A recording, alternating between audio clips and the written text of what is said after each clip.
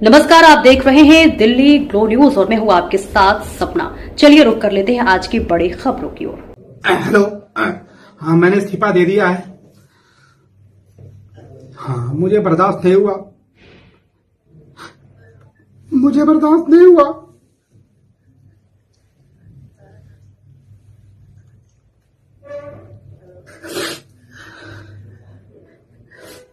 जिसका नमक खाते हैं उसका सिला अदा करना चाहिए। मुझे बर्दाश्त नहीं हुआ।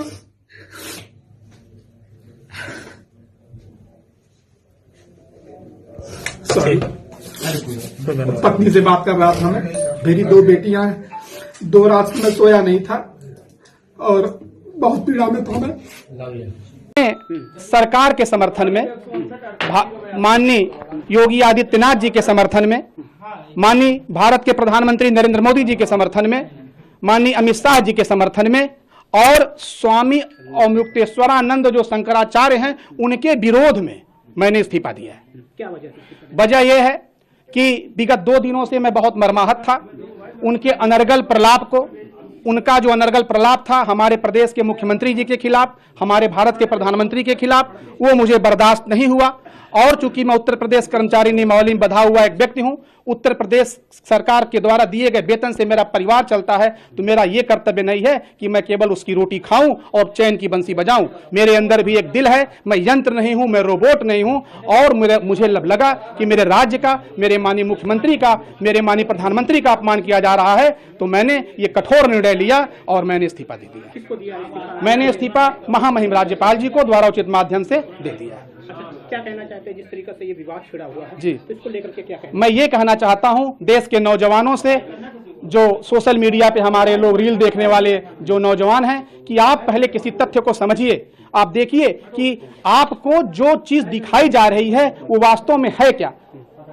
जैसे कि जो हमारे माननीय मुख्यमंत्री के खिलाफ जो बयान दिया गया, क्या उनको ये बयान देने का अधिकार है?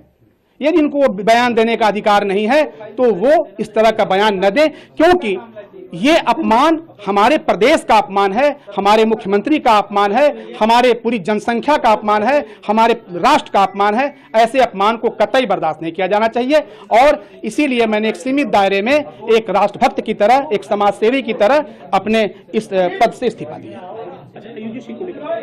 यूजीसी के मामले पे मेरा ये कहना है कि यूजीसी एक विधिवत प्रक्रिया के तहत, भारत के संवैधानिक व्यवस्था के तहत पूरी तरह परिचर्चा के बाद ये पारित किया गया है और भारत के गजट में, भारत के राजपत्र में प्रकाशित हो गया है।